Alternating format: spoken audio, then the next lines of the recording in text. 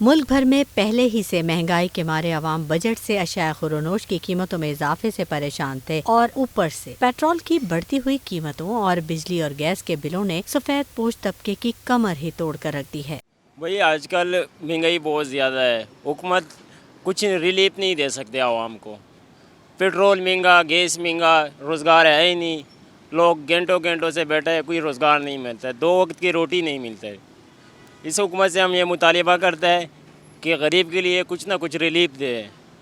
یہ جب سے بھی یہ حکومت آئے، پچھلے 16 مہینے اس نے بھی حکومت کی، ابھی 2 ڈھائی 3 مہینے ہو گئے، ان کی حکومت میں صرف عوام کے لیے پریشانی ہی پریشانی ہے۔ شہریوں کا کہنا ہے کہ حکومت کو چاہیے ایسی پالیسیاں بنائے جس سے غریب عوام کو ریلیف ملے۔ مہنگائی کے دور میں ساتھ میں بڑا مشکل ہے گزارا کرنا، روزگار نہیں ہے، کام نہیں ہے، کاروبار نہیں ہے، بڑے پریشان حالت میں ہیں، کیا کریں، کہاں جائیں۔ اس گورنمنٹ سے اپیل کرتے ہیں کچھ غریب آدمی کے لیے کچھ تو ریلیف کرے، کچھ تو رحم کرے۔ عوام کا کہنا تھا کہ حکومت صرف اپنی جیبیں بھرنے میں لگی ہوئی ہے، غریب آدمی کن مشکلات کا شکار ہے، اس سے حکمرانوں کو کوئی فرق ہی نہیں پڑتا۔ حکمران اپنی عیاشیوں کے نشے میں دھت ہیں، ان کو عوام کی کوئی فکر نہیں۔ آلو، پیاز، ٹماٹر، ادرک، لہسن اور پھلوں کی قیمتوں میں بے جا اضافے سے سفید پوشی میں گزر بسر کرتے شہری خاصے رنجیدہ ہیں۔